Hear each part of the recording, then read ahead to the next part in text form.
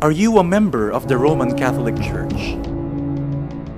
Are you intrigued or challenged by clever questions and malicious accusations from the enemies of the Church? Bakit hindi nag-aasawa yung mga pari? Ang mga Bakit po ba tayo mga Katoliko gumagamit? Bakit po ba gumagamit ang mga pari ng Bakit incense? po may pista prosesyon ang mga Bakit Katoliko? ba paulit-ulit magdasal ang mga Katoliko? All your questions will now be answered and all your doubts cleared. Featuring the two prominent Roman Catholic apologists of the Philippines, Attorney Marwil Liasos of the Order of Preachers and Reverend Father Abe P. Arganiosa, in a dynamic tandem to explain and defend faith and to guide us all to know the truth.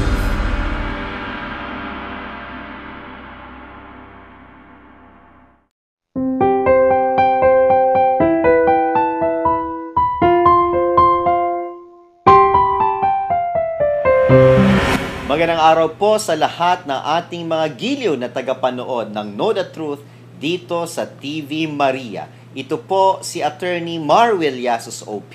Makakasama po ninyo sa palatuntunang ito sa ngalan po ni Father Abe Arganiosa. Nung nakaraang pagtatanghal, napaka-interesante po yung ating talakayan tungkol po doon sa patotoo ng ating kapatid na si Tatang Larry Malyari na dating Iglesia ni Cristo ni Manalo 1914 na ngayon po ay isa ng ganap na Katoliko. Nagbabalik po si Tatang Larry na makakasama natin sa araw na ito. Magandang araw sa iyo, Tatang. Magandang araw, Brother Marwil, sa taga-subaybay po ng Know the Truth. Muli pong nagbabalik si Tatang Larry at samahan po ninyo kami sa pag-aaral ng mga katotohanan. Napakaganda po at talaga namang very inspiring yung naging testimony ni Tatang Larry nung nakaraang pagtatanghal. At sa pangalawang yugto pong ito ay hihimayin natin, Tatang Larry, yung mga issues ba, no? Yung mga biblical na mga usapin na kung saan talagang nagpatibay sa inyong kalooban na patuloy na tuluyan ng talikdan ang Iglesia ni Cristo ni Manalo 1914. Ano ba dito, Tatang, yung isa sa mga pangunahing usapin na nagkumbinsi sa inyo na peke itong samahang ito na tatag ni Felix Manalo? Alam po ninyo, Brother Marwil, mga kapanalig, mga kasama sa pananampalataya, ang isa sa mga aral na sabi ko ngayon nagbigay na sa akin ng alinlangan, yung aral na di umano ay natalikod po yung iglesia o yung simbahan na itinayo ng ating Panginoong Hesukristo. At ito pong aral na ito na total apostasy ay hindi po ito original sa Iglesia ni Cristo sapagkat ganyan din po ang aral ng mga Mormon at maging ng mga Sabadista na natalikod di umano ang iglesyang tatag ng Panginoong Hesukristo. Ano po yung napagtanto mo tungkol sa usaping ito? Sabi ko nga, dahil kinalakihan ko ang aral ng Iglesia 1914, yung binabanggit mo tungkol kay Joseph Smith, tungkol kay Ellen White, wala talaga kaming kaalaman dyan. Kung yung ang Biblia hindi ipabasa sa amin how much more yung kasaysayan ng iba't ibang sekta. Hindi ko kasi tinatawag na relihiyon yung pinanggalingan ko. Sekta, no? Correct me if I'm wrong, brother, ano? Ang sabi ko nga, yung aral na natalikod yung simbahan na itinatag ni Jesus, napag-isipan ko parang hindi makatotohanan. Ano po yung nag-udyok sa inyo na isipin o pasubalian na hindi makatotohanan itong pagtalikod ng iglesia? Kasi sabi ko nga unang-una, bagamat tao, no? Tao lang si Jesus dun sa aral na kinalakihan ko at ng aking pamilya, yung para sabihin mong ang Panginoong Jesus ay magtatayo ng kanyang iglesia o kalipunan ng tao na pupuri sa Diyos at matatalikod lang, mahinang Jesus itong natutunan ko. At kung ito'y ibabangon muli ng isang tao na ang pangalan ay Felix Manalo na anghel o sugo ng Diyos, abay, di hamak naman na mas magaling itong sugo kesa doon sa ating Panginoong Hesukristo. Totoo yan, Brother Marwil, ano? Parang ganun nga ang lumalabas. Kasi nga, katulad ng nabanggit ko sa'yo, halimbawa ako, may kausap akong Iglesia 1914. Sabihin ko, o sige, naniniwala ako ng kaligtasan ay nandun sa sektang tinayo ni Ginoong Felix Manalo. Tatanggapin ko na si Jesus ay tao lang. Para maligtas lang ako. Pero ang mahirap po dyan, mga kababayan, kahit tanggapin mo si Jesus na tao lang, kung hindi mo tatanggapin si Felix Manalo na sugong anghel, ay wala pong kaligtasan. Ano daw yung rason kung bakit ganito ang kanilang itinataguyod na aral na parang pumapangalawa lang ang Panginoong Hesukristo kay Ginoong Felix Manalo? Kung hindi raw ginamit ng Diyos ang ating Panginoong Hesukristo, walang paraan na malalaman ng tao ang katotohanan na si Jesus ay tao. Yun ang dahilan. Kaya una mong sampalatayanan yung pagkasugong anghel ni Felix bago yung pagkatao ni Kristo. So second requirement, si Jesus sa kaligtasan. Ay nako. So talagang lumalabas dito, Tatang, na hindi lang pala talaga sekta ito, no? Siguro wag naman mamasamain ang ating mga tagapakinig, lalo na ng ating mga kaibayo, maituturing itong kulto. Sapagkat sa tao po sila nakasentro ng kanilang buhay pananampalataya. Nung kayo po ay nagkatoliko na, at sabi nyo nga, napakasarap basahin ng banal na kasulatan sapagkat ito talaga ay nakapagmumulat sa atin ng mga bagay-bagay, lalo na sa may kinalaman sa pananampalataya at sa mga gawain natin sa araw-araw bilang mga tao. Ano po yung natuklasan ninyo, Tatang Larry, tungkol doon sa pagtalikod? Ito ba ay totoo na aral ng banal na kasulatan? Alam po ninyo, Brother Marwil, mga kababayan, kapag sila ay nagtuturo, inuuna nilang babasahin kasi dyan yung Mateo 16-18, di ba? Tama. Yung sinabi dyan ng ating Panginoong Hesukristo, at sinasabi ko naman sa iyo, Pedro, at sa ibabaw ng batong ito ay itatayo ko ang aking iglesia. Doon sa terminong iglesia, tingin ko malaki problema nila doon. Sasabihin agad, kita na ninyo, ano ang pangalan ng itinatag ni Jesus? Iglesia, hindi Katoliko. Sabi ko nga, ngayong Katoliko na ako, hindi nila naintindihan, siguro, na nung isahin ang Bibliang Tagalog sa wikang Pilipino, malakas pa ang impluwensya ng salitang Kastila. Dahil noon naman, wala pa tayong mga tinatawag na prominenteng mga diksyonaryo para sa wikang Pilipino. So, pinanindigan na nila, yung salitang iglesia, hindi raw yung salitang simbahan. Sabi ko, malaki problema nito. Sapagkat yung iglesia ay alam naman nating Kastila. No? Ngayon nga, meron na tayong sariling talatinigang Pilipino at meron na tayong translation. Yung iglesia ay sa Pilipino, tinatawag na nating simbahan. Siyempre, sa English, church. Church pa rin. Porque nabasa nila iglesia, patunog, iglesia ni Kristong binabanggit. So, ganun na Hindi nga. nila binabanggit na ito ay pwede rin namang pakahulugan na iglesia katolika. Totoo po yun. At sa pamamaraan po, mga kapanalig, o sa ating mga kapananampalataya, marami, at sana wag na nilang tangkain, ang hindi pa nakaka-attend sa tinatawag na pamamahayag ng mga salita ng Diyos. Ano pa yung ginagawa nila sa pamamahayag, Tatang Larry? Ano ba halimbawa yung ginagamit nilang talata at pagpapaliwanag dito na kung saan, marami nga talaga yung masasabi natin na abay, magugoyo nila, no? Na, Totoo ay, po oo yan. nga, totoo nga yung sinasabi ng Iglesia ni Cristo. Alam po ninyo, sabi ko nga, in fairness naman. In fairness. In fairness, nagbabasa sila ng Biblia. Nagbabasa naman ho Kung pala ano yung Bibliang talaga. hawak natin, hinahawakan din nila ito. Pero ang sabi ko nga, hindi naman pagbibintang. Masama naman pagbibintang kung hindi mo na-experience, kung hindi mo naman talagang pinanggalingan. Meron po silang pandadayang ginagamit. Dinadaya po nila yung mga tagapakinig. Halimbawa po, yung nakasulat sa 1 Timoteo, no? Meron po diyan nakasulat dun sa 4:1, ito po yung ginagamit nilang batayan para sabihin, no, na ang tunay na iglesia na itinatag ng ating Panginoong Hesukristo ay natalikod. Ang tanong ko nga, Brother Marwil, totoo bang nakasulat sa Biblia? No? Na nagtayo ng iglesia ang ating Panginoon. Malinaw naman po sa Mateo 16-18. Ang tanong natin, totoo bang natalikod? Ano po yung ginagamit nilang sitas at paano nila ito pinapaliwanag at binabasa sa harapan ng mga miyembro o ng kung sino man na gusto nilang hikayatin? Ganito po ang nakasulat sa aklat ng 1 Timoteo 4:1. Malinaw po ang sinasabi. Ngunit, hayag na sinasabi ng Espiritu sa mga huling panahon, ang iba'y magsisitalikod sa pananampalataya. So, ang tanong nga dyan, may tumalikod ba? May tumalikod? Meron po. Meron. Oo. Pero yung nakasulat po na ministro lang ang nagbabasa, iba ang emphasis ng pag-deliver. Paano po yung pag-deliver? Halimbawa, Tatang pamamahayag, ano? Larry? Nandiyan ang mga tao, akong ministro. Magtatanong ako, totoo ba na natalikod ang simbahang itinatag ni Jesus? Ako rin ang sasagot. Wala naman kayong hawak na Biblia dyan eh. Ako lang ang may hawak. So, paano ko i-deliver yung very deceiving yung bigkas. yung deceiving yung pamamaraan, pandaraya.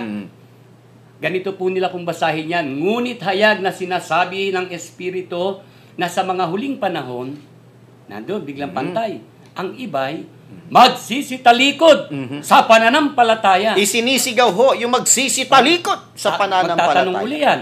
Ano po ang nangyari? Magsisitalikod sa pananampalataya. Natalikod po. Tinanggal ho yung ibay. Yun ang pandaraya. Napuna ko, nilalakasan yung magsisitalikod. May pagtatalikod ba? Ayan. Yun lang ang sinasabi natin. Napakalaking bagay na ang isang tagasunod ng Diyos dapat nababasa mo yung mismong salita ng Diyos. Correct. Hindi pinapakinggan mo lang. Yan. Kasi depende sa bigkas eh. Opo. No? Totoo yan. Kagaya halimbawa Tatang Larry, isa pa ho dyan yung pamamaraan, yung Roma 16:16. Ayan, Alam ko, paborito mo yan noon eh. Kahit wag na ako tumingin sa Biblia, gusto mo basahin ko. Kahit wag na nating buksan kabisado na Ang natin. sabi diyan, Mangagbatian kayo ng banal na halik. Medyo malumana yan. Nalumanay. Binabati kayo ng lahat ng mga iglesia ni Kristo. Ayun, isinigaw yung iglesia ni Kristo pero may unang patulog salita sa kanila, dun yung mga nilunod. Yan, mga. Mangagbatian kayo ng banal na halik, binabati kayo ng mga iglesia ni Kristo. Narinig mo, iglesia ni Kristo. Pero pag nagtanong ng Katoliko, meron po silang palusot dyan. Yung mga miyembro yun. Ayun, Ang problema nila, may Bibliang English. sa grammar. Wala naman sinabi sa English members Church of Christ. Wala. Kaya sabi, Churches of Christ. Common, collective or noun. collective noun. Pero paborito nila yan, Tatang Larry, no? Hanggang ngayon, ginagamit ho nila yung pang-shopping ng mga miyembro galing sa Pero pang Iglesia di ba yung gawa 2028? ng lamsa naman, no? Lamsa version. Tatalakayin natin yan sa mga susunod na pagkakataon. Okay, Alam balik mo, tayo. nagkakatuwaan po kami dito sa pagpapahayag po ni Tatang Larry ng kanyang karanasan bilang dating kaanib ng Iglesia ni Cristo. Alam mo, dumako tayo doon sa Roma 16:16, Tatang Larry. Ang binabanggit doon, mangagbatian kayo ng banal na halik, binabati kayo ng mga Iglesia ni Cristo, Churches of Christ, plural, kahit po sa original na Griego. Yun po ay tumutukoy doon sa mga local congregations. Kinapapalooban na ng mga tao. Correct. Collective. Kasi merong iglesia sa Thessalonica, merong iglesia sa Efeso, merong iglesia sa Galacia, sa Filipos. Pag pinagsama-sama yung mga lokal na iglesia na yun, na congregation, Churches of Christ. Yes. Pero ang tanong, aling iglesia naman ang sinulatan ni Apostol Pablo doon sa Roma 16:16? Napakalinaw. Ito po ay ang iglesia sa Roma. At babasahin po natin ito sa Roma 1:7, patuloy hanggang 8. Sa lahat ninyong sa Roma, mga iniibig ng Diyos, tinawag na mga banal, sumainyo nawa ang biyaya at kapayapang mula sa Diyos na ating Ama at Panginoong Hesukristo.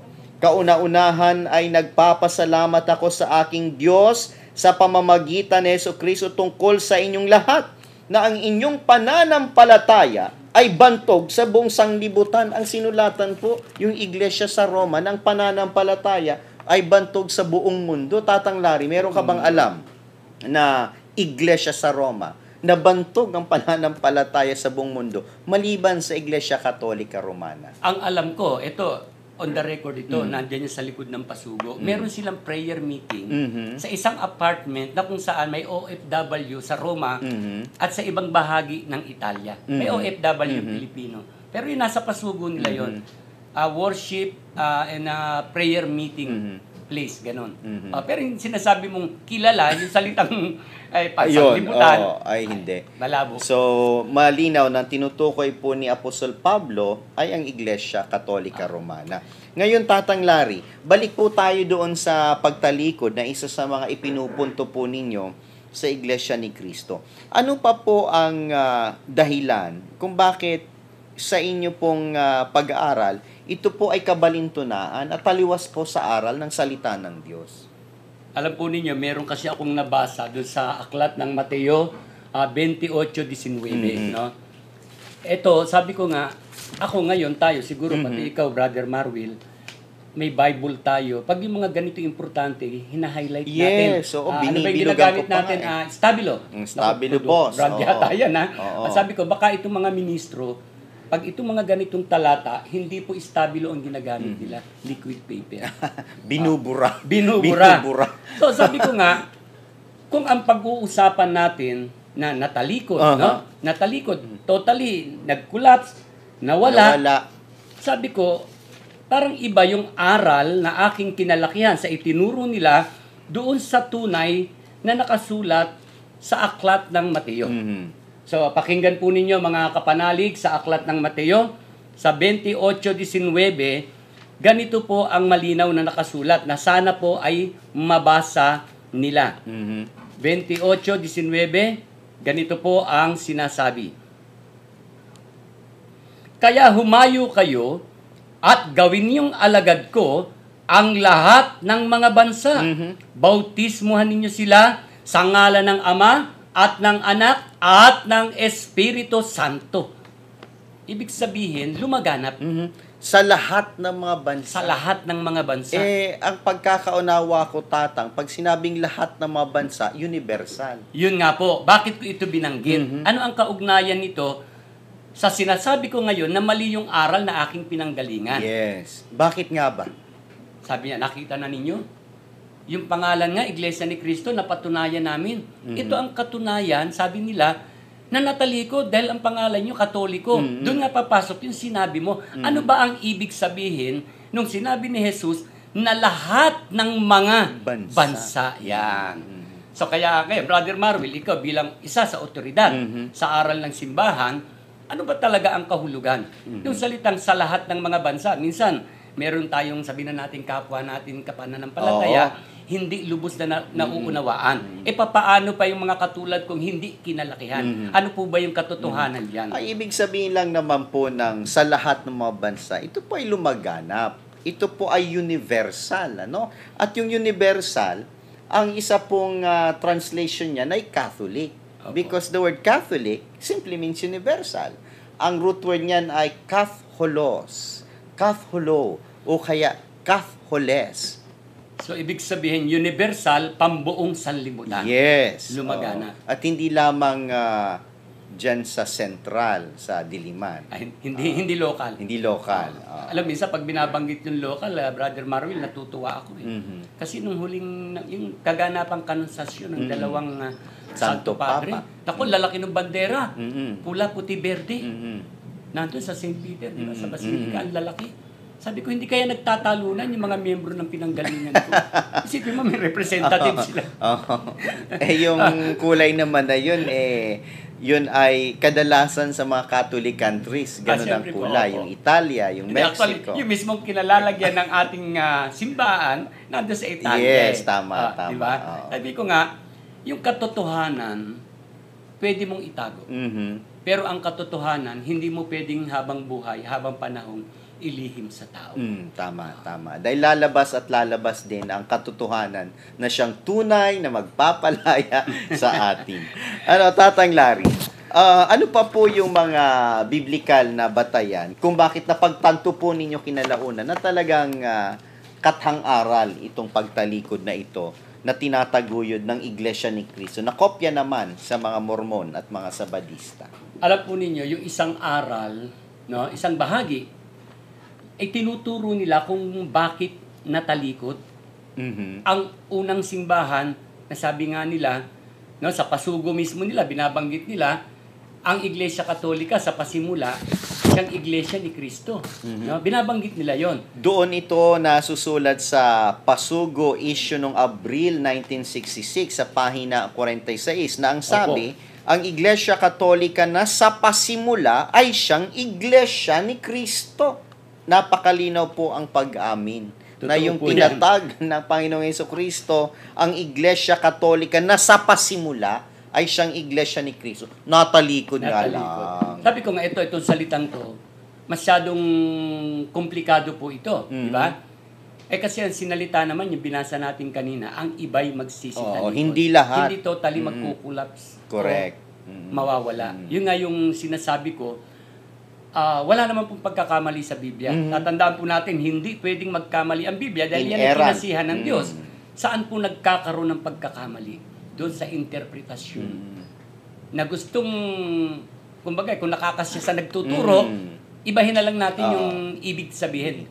Along the way, doon po nagkakaproblema yung aral ng aking pinanggalingan. Halimbawa, magbibigay lang ako ng halimbawa, although hindi natin pinag-uusapan. Babanggitin ko lang po, pahapyaw, pagkakaisa. Dapat, kung ang salitang pagkakaisa, bibigyan mo ng kahulugan, kaugnay ng pananampalataya, huwag kang tatakbo sa dictionary. Sa Biblia ka rin. Kukuha ng kahulugan. Pagkakaisa, dapat magkaisa, tatakbo sa dictionary. Ano daw yung pagboto? Pagkakaisa. Hindi naman pagboto pinag-uusapan natin. Pagkakaisa. Yun ang ibig kong sabihin, Correct. Brother Marvil. So, balik po tayo dito sa ating pinag-uusapan, yung pagtalikod. Kaya ang pagtingin namin sa mga Katolik, kayo yung mang-uusig. Correct. Dahil kayo yung sumunod sa aral ng demonyo. Demonyo. At Totoo sakit yun. sa tenga. Sa tenga. At sakit sa tenga. Kaya ang turo sa amin, kasi nga doon sa Jeremiah, di ba, 17:5, binabanggit naman dyan, susumpain ng Diyos ang tumalikod. Kaya pilit nilang itinuturo na Ikinakabit. tayo yung isinumpa ng Diyos, Diyos. tayo daw yung katuparan sa Jeremias 17:5 na napakasakit sa atin bilang mga Kristiyano, Katoliko.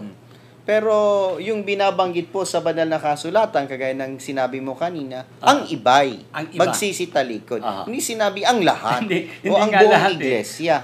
Kasi napakalino naman sa pangangaral po ng banal na kasulatan, yung mga natalikod ay lumabas. Opo. Hindi na natili sa loob. Unang 1, ang kapitulo 2, ang bersikulo po ay 19. Sila'y nangagsilabas sa atin, ngunit sila'y hindi sa atin. Sapagkat kung sila'y sa atin ay nagsipanatili sana sa atin, ngunit sila'y nangagsilabas upang sila'y mahayag na silang lahat ay hindi sa atin. Lumabas daw ho Tatang Larry Yung mga Katoliko ba lumabas sa Iglesia ni Cristo? Hindi. Si Felix Manalo ba lumabas sa Iglesia Katolika? Abay, oo. Siya yung isa sa mga natalikod. Dahil lumabas at hindi na natili sa loob. Kasi nga alam niyo po ang isang nagiging mahirap, Brother Marwil, doon sa sektang pinanggalingan ko, hindi nila tinatanggap yung kahalagahan ng kasaysayan na may kaugnayan sa pananampalataya. Totoo ho yun. Sa kanilang history, nag-start 1940. Ayun nga ho, 100 taon pa lamang ho. Yun ang nagiging problema lang. Halimbawa sa atin sa Katoliko, sabi ko nga, natututunan ko yung teaching of the Father of the Church, Yes. yung Doctor of the Church, yung mga holy tradition na napaka-importante, hindi nila kinikilala yan. Yes. Kaya sila, nakumpay lang na mahusay daw sila sa Biblia at hangang-hanga yung kanilang mga miyembro, doon na lang sila nakakumpay. Kasi bunga nga din sila ng Bible alone daw. Yan ang naging problema po nila. Kagaya nga niyan, wala silang kasaysayan before 1940. Nagsisimula lang nung July 27, 1914, nung iparehistro sa pamahalaan ng Pilipinas ang Iglesia ni Cristo na unang sumulpot di umano sa Punta Santa Ana. Lalabas yan, Tatang Larry. Bago yung 1914, wala palang naligtas. Yun po, Pagkahaba po ng panahon. At alam nyo ba kung gaano kaimportante ang iglesia, ang tunay na iglesia para sa Diyos? Sapagkat ang iglesia ay lumuluwalhati sa Diyos. Babasahin po natin, kapatid, na Tatang Larry dito sa Efeso 3:21, ang sabi, mapasa kanya nawa ang kalwalhatian sa iglesia at kay Kristo Jesus sa lahat ng henerasyon magpakailan-kailanman. Dito po natin nabasa sa ang buhay na salita. Ibig sabihin ang iglesia ay lumuluwalhati sa Diyos sa lahat ng henerasyon. Kung nung 1914 lang muling sumulpot, pagkahaba naman ng henerasyon na walang kalwalhatian ng Diyos. Kawawa naman ng Diyos. Ibig sabihin na bakante. Na bakante. Yung mga taong nilikha ng Diyos na dapat na maghahatid ng kapurihan Sa Kanya. Ang tagal nun, Tatang Larry. Hindi, ang masakit po nun, tanggapin natin ang realidad. Sinasabi nila, pag hindi kaanib ng Iglesia ni Cristo 1940 na hindi maliligtas, paano yung mga magulang ni Felix? Ay, yung kawawa paano yung mga naman. kamag-anak ni Felix? baka kung totoo yun, mas maswerte pa ako sa kanya. Dahil yung magulang ko namatay na miyembro ng INC 1914. Yung sinasabi nga, tama po yung sinabi ninyo, isa kasi sa dahilan ng paglikha ng Diyos sa tao, tatandaan natin, yung pagsambang ibibigay ng Diyos para sa tao. Kahit ng mga unang panahon pa, yan ang isa sa intensyon ng Diyos. Yung magpupuri at sasamba sa Kanya. Yes, Yan. at doon nga nagbibigay ng kaluwalhatian sa Diyos sa lahat ng henerasyon, sa lahat ng salinlahi. At ito po talagang usapin na ito ay napaka-basic, Tatang Larry, kasi kung mapatunayan nila na may pagtalikod, wala namang nanalo dito Lalabas lamang na sinungaling si Kristo. Sapagkat sinabi niya doon sa Mateo 16:19 na maging ang tarangkahan ng Hades o ng kamatayan o ng impyerno ay hindi mananaig sa kanyang iglesia. Ngayon, kung natalikod ang iglesia, sinungaling si Kristo, ano pang saysay na tayo ay susunod sa isang sinungaling? Alam po ninyo, ang idinadahilan dyan noong sektang 1914 nga itong iglesia, nung si Kristo daw ay nasa lupa pa at buhay pa ang mga apostol, umakyat na sa langit. Nung mawala daw ang mga apostol, wala nang naging gabay o pastol yung mga unang iglesia ni Kristo. Wala na raw mga gabay o pastol. Yun po ang isa sa dinadahilan nila, Brother Marvin. Paano ikang mananatili yung iglesyang itinatag ni Kristo kung hindi nakasama si Kristo ni ang mga apostol? Alam po ninyo, yan, isang katwiran na yan, hindi naman po mahirap unawain na yan ay may paraan ng panlililang. Para bagang ibig nila sabihin, Brother Marvil, wala na si Kristo kaya natalikod. Ibig bang sabihin nung nasa Biblia na wala si Kristo? Physically, kailangan si Kristo para makagabay yung presensya niya ng pagiging tao ay nandito siya kasama natin hanggang ngayon. Ngayon din naman, hindi naman nila kasama yung presensya ni Kristo sa iglesia ni Kristo So, ano po ba ang katugunan mo sa ganyang mga sapantaha? Ito po, yung nakasulat po sa aklat ng Mateo 28:20, pakinggan po ninyo mga kaibigan. At turuang sumunod sa lahat ng ipinag-uutos ko sa inyo, tandaan ninyo, ako'y laging kasama ninyo. Malinaw po ang sabi. Laging kasama ninyo. Hanggang kailan? Hanggang katapusan ng panahon. Kung natalikod yung iglesia, sino nang kasama ni Kristo? Yun nga po ang sinasabi natin. Wala nang kasama si Kristo. Kaya nga po, yun ang sinasabi ko, Brother Marvil, yung kanilang argumento na kaya natalikod ang unang iglesyang itinatag ni Kristo dahil nawala na nga si Kristo, wala nang kasamang magpapastol. Hindi naman ganun ang nakasulat dun sa ating binasa. Sabi nga ni Jesus, tandaan ninyo, kasama ninyo ako. Hanggang kailan? Hanggang nandito lang si Kristo sa lupa? Hanggat buhay ang mga apostol? Hindi rin. Ang katiyakan ni Kristo hanggang sa huling bahagi ng panahon. Correct. At napakaganda nga yan, Tatang Larry. At bago po tayo magtapos, Tatang Larry, ano po ba ang iyong mensahe sa ating mga tagapanood? Doon po sa ating mga tagapanood ng Know the Truth, pero bago ko ibigay ang muling salita, salamat ulit, Brother Marvil. I'm looking forward, magkita ulit tayo sa programa nyo. Sa ating mga kapanalig po, maraming salamat po.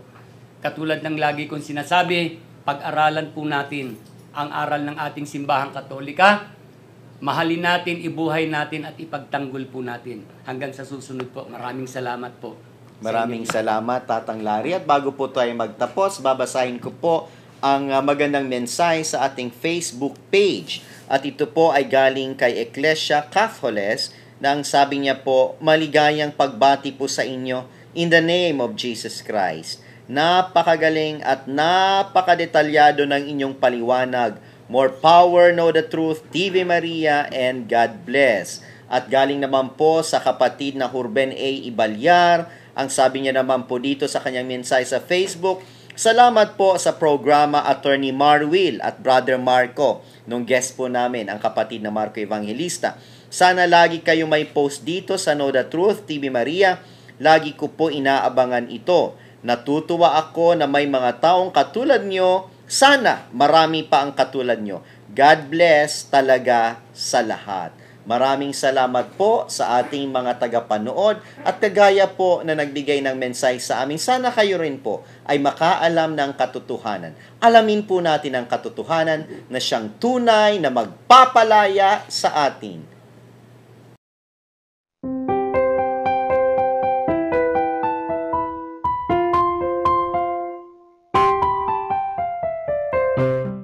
Malachi chapter 3 verse 10, Bring the whole tithe into the storehouse, that there may be food in my house.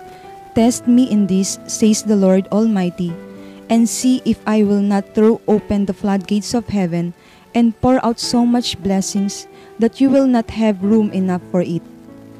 This is what is commanded by our Almighty God to us in the aspect of giving in the Christian community. The Children of Light Catholic Charismatic Community gives much importance to the command of giving by our Almighty God because in faith our members believe that it will bring much blessing to them, not only financially but also the blessing in health. The tithes of the members of the community are well monitored and spent for the evangelization that many people may know the love of our Almighty God. Here are some of the ministries where the tithes of the member of the community go to: feeding program, scholarship program, media ministry, radio, TV, and print. Be extremely blessed by obeying God's command according to Luke chapter 6 verse 38. Deposit it to the following account, or call our community for your pledges, love offerings, or tithes.